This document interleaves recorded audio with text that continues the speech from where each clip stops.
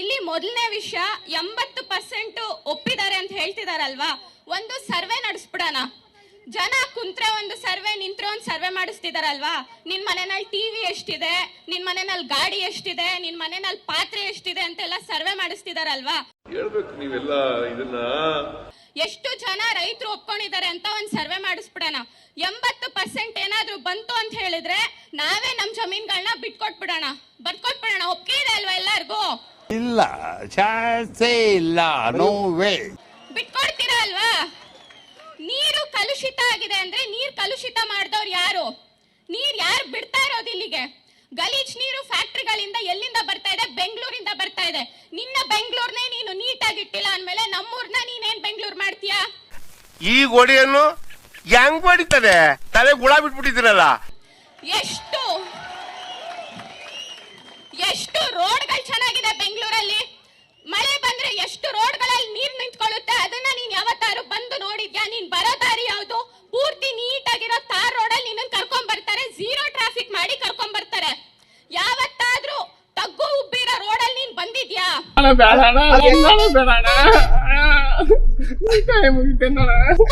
ನೋಡಿದ್ಯಾ? ನೋಡಿಲ್ಲ. ಇನ್ನ ಮಳೆ ಬಂದ್ರೆ ಎಷ್ಟು ಮರಗಳು ಬೀಳ್ತವೆ, ಎಷ್ಟು ಸಾವುಗಳಾಗಿದ್ದಾವೆ, ನೀನ್ ಬಂದು ನೋಡಿದ್ಯಾ? ನೋಡಿಲ್ಲ. ಇನ್ನ ನೀನು ನಮ್ಮೂರ್ನ ಏನ್ ಬೆಂಗಳೂರು ಮಾಡ್ತೀಯಾ? ಯಾಕೆ ನಾವು ಬೆಳೀತಾ ಇರೋ ಬೆಳೆಗಳಿಗೆಲ್ಲ ನೀನು ನಾಶ ಮಾಡ್ಬಿಟ್ಟು ನಮ್ ಭೂಮಿ ಕಿತ್ಕೊಂಡು ಬೇರೆ ಕಡೆಯಿಂದ ಅದೇ ಊಟನ, ಅದೇ ಫುಡ್ನ ನಾವ್ ಎಕ್ಸ್ಪೋರ್ಟ್ ಮಾಡ್ಕೊಬೇಕಂತನಾ?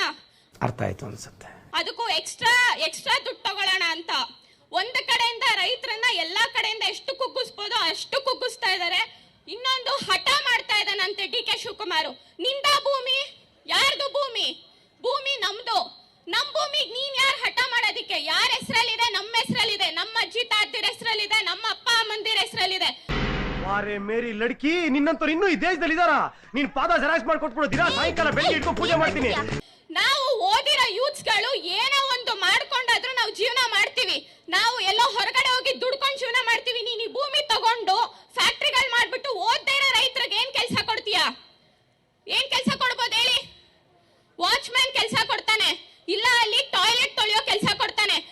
ಆಯ್ತು, ಆಮೇಲೆ ದಯವಿಟ್ಟು ಯಾರು ಬೇಜಾರು ಮಾಡ್ಕೊಂಬೇಡಿ. ನಾನು ಯಾವುದೇ ತರ ಉದ್ಯಮಕ್ಕಾಗ್ಲಿ ಏನಕ್ಕೂ ನಾನು ಅವಮಾನ ಮಾಡ್ತಾ ಇಲ್ಲ. ಆದ್ರೆ ನಮ್ ಸ್ವಂತ ದುಡ್ಡಲ್ಲಿ ನಾವು ಜೀವನ ಮಾಡ್ತಾ ಇರೋರು ನಾವು ಆ ತರ ಕೆಲಸ ಮಾಡಕ್ ರೆಡಿ ಇಲ್ಲ. ರೆಡಿ ಇದ್ದೀರಾ? ಯಾರಾದ್ರೂ ಮಾಡ್ತೀರಾ ಆ ತರ ಕೆಲಸಗಳನ್ನ? ಇಲ್ಲಿ ಎಷ್ಟು ಜನ ಓದಿಲ್ಲ? ಕೈ ಎತ್ತಿ ನೋಡೋಣ. ಎಷ್ಟು ಜನ ರೈತರು ಓದಿಲ್ಲ ಇಲ್ಲಿ? ಓದಿರೋರು ತುಂಬಾ ಕಡಿಮೆ ಜನ ಇದ್ದಾರೆ. ಓದಿರೋರ್ಗೆ ಅಷ್ಟೇ ಕೆಲಸ ಸಿಗೋದು, ಓದ್ದೇ ಇರೋರಿಗೆ ಯಾರಿಗೂ ಕೆಲಸ ಕೊಡಲ್ಲ. ಯಾರು ಹೋಗ್ಬೇಡಿ, ಯಾರು ಒಪ್ಕೊಂಬೇಡಿ. ಅವ್ನು ಎಷ್ಟು ದಿನ ಮಾಡ್ಲಿ, ಇನ್ನ 1 ವರ್ಷ ಅಲ್ಲ 2 ವರ್ಷ ಮಾಡ್ಲಿ, ಯಾರು ಒಪ್ಕೊಂಬೇಡಿ ಇದಕ್ಕೆ. ನಾವು ಯಾರು ಒಪ್ಕೊಳ್ಳಲ್ಲ. ಇನ್ನ ಯೂತ್ಸ್ಗಳು ಬರ್ಬೇಕು. ಇದು ಯಾವುದೇ ಪಕ್ಷದ ಪರವಾಗಿ ಯಾರು ಜಗಳ ಮಾಡ್ತಾ ಇಲ್ಲ. ಯಾರಾದ್ರೂ ಮಾಡ್ತಾ ಇದಾರಾ? ಪಕ್ಷದ ಪರ ಯಾರಾದ್ರೂ ಮಾತಾಡ್ತಿದಾರಾ? ಇಲ್ಲ. ಯಾರಾದ್ರೂ ದುಡ್ಡಿಗೋಸ್ಕರ ಮಾತಾಡ್ತಿದಾರಾ? ಇಲ್ಲಿ ತುಂಬಾ ಮೀಡಿಯಾದಲ್ಲಿ ಕಮೆಂಟ್ಸ್ ಗಳು ಬರುತ್ತೆ, ನಿಮ್ಗೆ ಇನ್ನೂ ದುಡ್ಡು ಕೊಟ್ರೆ ಇನ್ನು ಒಪ್ಕೊಂತೀರಾ ಅಂತ. ಯಾರು ಇಲ್ಲಿ ದುಡ್ಡಿನ ಪ್ರಶ್ನೆ ಬರಲ್ಲ ಸರ್. ನಮ್ಮ ಅಜ್ಜಿ ತಾತಿರ್ನ ನಾವು ಮಣ್ಣು ಮಾಡಿರೋ ಜಾಗದಲ್ಲಿ ನಾವು ವರ್ಷ ಹೋಗಿ ನಾವು ಪೂಜೆ ಮಾಡ್ಬೇಕು. ಬಿಟ್ಕೊಡ್ತೀರಾ ಯಾರಾದ್ರೂ? ಯಾಕೆ ನಿಮ್ಮ ಅಜ್ಜಿ ತಾತಿರ್ಗ್ ಮಾತ್ರ ನೀನು ಹೋಗಿ ಪೂಜೆ ಮಾಡ್ಬೇಕಾ? ನಮಗೆ ಯಾರಿಗೂ, ನಮ್ಮ ವಂಶದವ್ರಿಗೆ ನಮ್ಮ ಪಾರಂಪರ್ಯ ನಾವು ಉಳಿಸ್ಕೊಬೇಕನ್ನೋದಿಲ್ವಾ? ಹೇಳ್ರು. ಇಲ್ಲಿ ಎಷ್ಟು ಜನ ರೈತರ ಮಕ್ಕಳು ಒಳ್ಳೊಳ್ಳೆ ಸ್ಕೂಲ್ಗಳಲ್ಲಿ ಓದಿಸಿದೀರಾ ನಿಮ್ಮ ಮಕ್ಕಳನ್ನ? ಹೇಳಿ, ಎಷ್ಟು ಜನ ಓದಿಸಿದೀರಾ? ಎಷ್ಟು ಜನದ ಮಕ್ಕಳು ಇಲ್ಲಿ ಡಾಕ್ಟರ್ ಇಂಜಿನಿಯರ್ಗಳಾಗಿದ್ದಾರೆ? ನೀನಂತವ್ನು ಮಾಡೋನು ದಯವಿಟ್ಟು ಆ ಸ್ಕೂಲ್ನ ಸರಿ ಮಾಡು. ಸ್ಕೂಲ್ ಮುಚ್ಚಿ ಎಷ್ಟು ವರ್ಷ ಆಗಿದೆ ಸರ್ ಹೇಳಿ ಯಾರಾದ್ರೂ? ನಾನು ಕ್ವಶನ್ ಕೇಳ್ತಾ ಇದೀನಿ, ದಯವಿಟ್ಟು ಹೇಳಿ. ಸ್ಕೂಲ್ ಮುಚ್ಚಿ ಎಷ್ಟು ವರ್ಷ ಆಗಿದೆ? ಹೇಳ್ರಪ್ಪ. ಆಗಿದೆ ಅಲ್ವಾ? ಬಂದ್ ನೋಡಿದಾರ ಯಾರಾದ್ರೂ? ರಾಜಕೀಯದವ್ರು ಯಾರಾದ್ರೂ ಬಂದ್ ನೋಡಿದಾರಾ? ನೋಡಿಲ್ಲ. ಕಾಂಗ್ರೆಸ್ ಸರ್ಕಾರ ಯಾವತ್ತಾರು ಬಂದ್ ನೋಡಿದ್ಯಾ? ನೋಡಿಲ್ಲ. ಇನ್ನ ಆ ನೀರು ಕ್ಲೀನ್ ಮಾಡಿಸೋ ನೀರ್ನ, ಇಲ್ಲಿ ಕ್ಯಾನ್ಸರ್ ಬರುತ್ತೆ ಯಾರೋ ಗಾಳಿಯಿಂದ ಅಂತ ಹೇಳಿದ್ರಂತೆ. ಎಷ್ಟು ಜನಕ್ಕೆ ಕ್ಯಾನ್ಸರ್ ಇದೆ ಅಪ್ಪ ಇಲ್ಲಿ? ಇದು ಆಕ್ಚುಲಿ ಚೆನ್ನಾಗಿರೋದು. ಎಷ್ಟು ಜನಕ್ಕೆ ಕ್ಯಾನ್ಸರ್ ಇದೆ? ಯಾರು ಶ್ರಮ ಪಟ್ಟು ದುಡಿಮೆ ಮಾಡಿದ್ದಾರೆ ಅವ್ರಿಗೆ ಯಾರು ಕ್ಯಾನ್ಸರ್ ಇದೆ ದಯವಿಟ್ಟು ಕೈ ಎತ್ಬಿಡಿ. ಕಿದ್ವಾಯ್ ಹಾಸ್ಪಿಟಲ್ ಹಂಗಾದ್ರೆ ಈ ಪಂಚಾಯತಿಯವ್ರು ಎಷ್ಟು ಜನ ಅಡ್ಮಿಟ್ ಆಗಿದ್ದೀರಾ ಕ್ಯಾನ್ಸರ್ ಬಂದಿರೋರು? ಯಾರು ಆಗಿಲ್ಲ ಅಲ್ವಾ? ಇನ್ನು ಕ್ಯಾನ್ಸರ್ ಹಂಗಿದ್ರೆ ನೀವು ಗ್ರೇಟರ್ ಬೆಂಗಳೂರು ಮಾಡ್ತಿದ್ದಂಗೆ ಈ ಗಾಳಿನೆಲ್ಲ ಶುದ್ಧ ಮಾಡ್ಬಿಡ್ತೀರಾ? ಅದು ಯಾವ ತರ ಸೈನ್ಸ್ ದಯವಿಟ್ಟು ನನ್ಗೆ ಹೇಳಿ ಸ್ವಲ್ಪ.